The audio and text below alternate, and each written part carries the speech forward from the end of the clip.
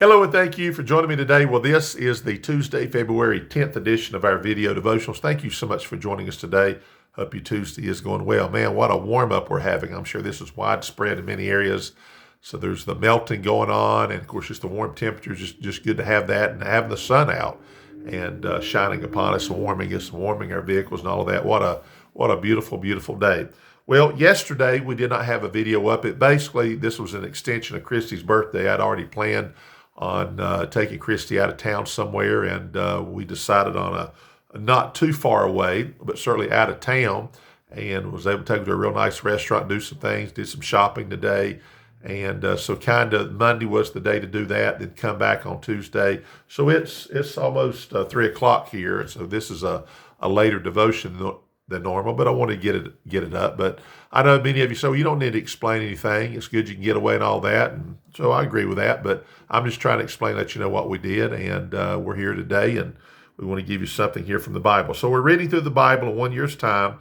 And my schedule this year is to do it Old Testament and New Testament at the same time. Therefore, we're in Matthew chapter 26 today. We're going to read verse 41 and just highlight two or three other verses, and to give you something I believe that will be a benefit to you and I, no doubt about it. We appreciate you watching the videos. We appreciate your comments and acknowledgments. Thank you so very much. All right, Matthew 26, the setting here is the upper room experience has happened, where what we call the Lord's Supper, and that has occurred. So they've left there and going to the up to the Mount of Olives, the Garden of Gethsemane area. And so this is right before what would be the arrest. And then, of course, obviously the trial, the crucifixion, the burial, then the resurrection. So we're kind of in between the upper room and the trial area for sure, trial time period. Notice what it says in verse 41 here, that Jesus is saying to basically three of the disciples here. He said, "Watch and pray that you enter not into temptation. The spirit indeed is willing, but the flesh is weak." So Jesus had come to a place called Gethsemane, it says in verse 36. And he says, "Sit you here while I go and pray yonder." Then he took with him Peter, James, and John, and it kind of separates them from the group. And he said there in verse 38, and I have this underlined, "Watch with me, watch with me." Then in verse 39, of course, he goes a little further, and he fell on his face and he prays. All right, so we have that. Then in verse 40, and he cometh unto the disciples and findeth them asleep, and saith unto Peter, "What, could ye not watch with me?" I have that underlined, "Could ye not watch with me 1 hour?" And then, of course, there's going to be a total of 3 times this is done. So the practical side of this is really what you see there in verse 41. Jesus had said to watch with me, so they were supposed to do that. He would go and he would pray. Verse 41, "Watch and pray that you enter not into temptation." So here's the practical question we want to ask ourselves. I wonder how many temptations and the negative effects of a temptation that we have seen because of the temptation. We've succumbed to that temptation. I wonder how many temptations would have been avoided if all we did was just simply watch and pray.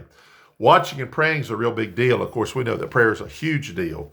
And a person that does not pray regularly, does not pray with some intensity, doesn't have a life of prayer, that puts you and anybody around you in a position in which there's so many things that opens up in the negative. One is we're not going to God on behalf of people. We're not asking God to help them in a situation, or God to help them do this for them, and all of that. You understand that part. But what about the part here that specifically is being mentioned here? Watch and pray that you enter not into temptation. Imagine what we could avoid if we would simply watch and pray the temptations, and therefore what that temptation would lead to.